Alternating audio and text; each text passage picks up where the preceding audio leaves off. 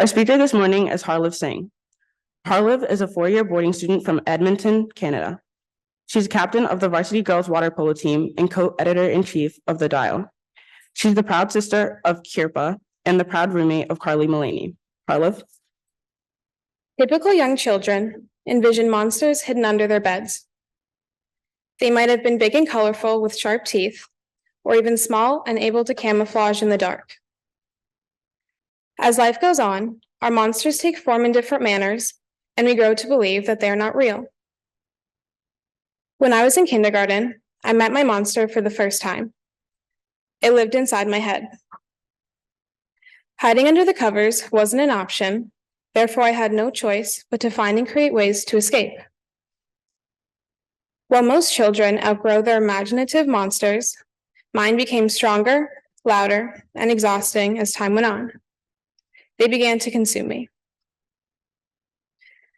Obsessive-compulsive disorder, as defined by the National Institutes of Health, is a chronic, long-lasting disorder in which a person has uncontrollable, recurring thoughts and or behaviors that one feels the urge to repeat over and over. Obsessions are repeated thoughts or urges that cause anxiety.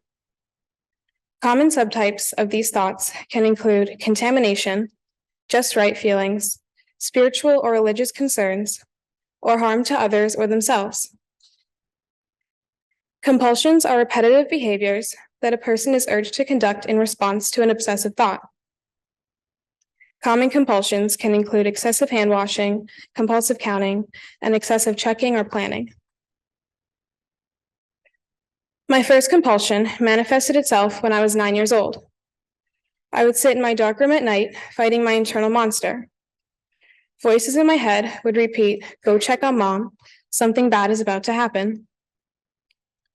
My brain would involuntarily create graphic scenarios of death and pain in my mind, and the only way I could momentarily escape my thoughts was to complete a compulsion. At the young age of 9, I convinced myself that the only way to save family members of mine from a supposed gruesome death would be continuously blinking while counting to 100. I would be relieved from my intrusive thoughts for a couple minutes until I had to do it again. Some nights, I would continually open and close my eyes up to 800 times until I physically couldn't handle the dizziness or fell asleep from pure mental exhaustion. During my early years of elementary school, my obsession with time began. Every day before school, I would wake my parents up at 6 a.m. with the crippling fear and anxiety that I'd be late. If I thought we were running late to school, I would suffer panic and anxiety attacks. Over time, I progressively added more ways I could manage my anxiety with being on time, such as setting up to 50 timers and alarms a day, or planning out my daily schedule through 30-minute blocks on paper or on my phone.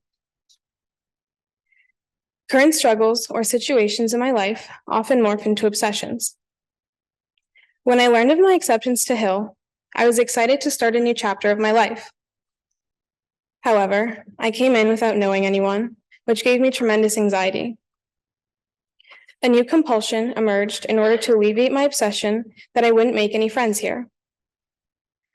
While walking to and from the bus stop for junior high school, I memorized specific cracks in the sidewalks. I avoided certain cracks because I was convinced that my likelihood of making friends at my new school would decrease if I were to accidentally step on one. When I arrived at Hill my third form year, my OCD and anxiety worsened, especially in regards to the boarding life. New obsessions and compulsions arose. I still cannot sit on common room furniture with the same clothes I lay in bed with because I am afraid of germs contaminating my bed sheets. I still must be standing on one foot when I hear a door close in order to avoid anxiety tics. I refrain from touching sink and shower handles. On bad days, flickering my lights an even number of times is sometimes the only way I can feel right. During my fifth form year, I lost all hope in regards to killing my monster and recovering from OCD. I could not imagine a life without intrusive thoughts and compulsions, thus I fell into a major depressive episode. I experienced suicidal thoughts and engaged in unhealthy coping strategies such as self-harm. I had idealizations of what this world would look like without me in it. I wrote letters to my loved ones and created a plan to end my life, all while I lied to those who wanted to help me. My thoughts were too loud for me to silence. Learning how to deviate from years of repetitive thoughts and behavior patterns requires a tremendous amount of acceptance and self-awareness. I began medication and became comfortable with being uncomfortable. With the help of my family, close friends, and therapists, I was able to slowly repossess power over my mind and learn to live with OCD rather than suffer from it. This is something I'm still in the process of, and I still experience ups and downs, as we all do. Through sharing my personal story with OCD, my objective is not pity from others, but rather understanding. There are two things I ask you all to reflect upon as you leave this chapel today. The lack of education and awareness surrounding this topic contributes to false conceptions and stigmatizations. There are many people who worry about being judged or mistreated because of their OCD label. Thus, on average, it takes an individual with OCD 14 to 17 years to receive help. This is largely due to the stigma and can be extremely harmful, making it difficult for those who suffer to seek help.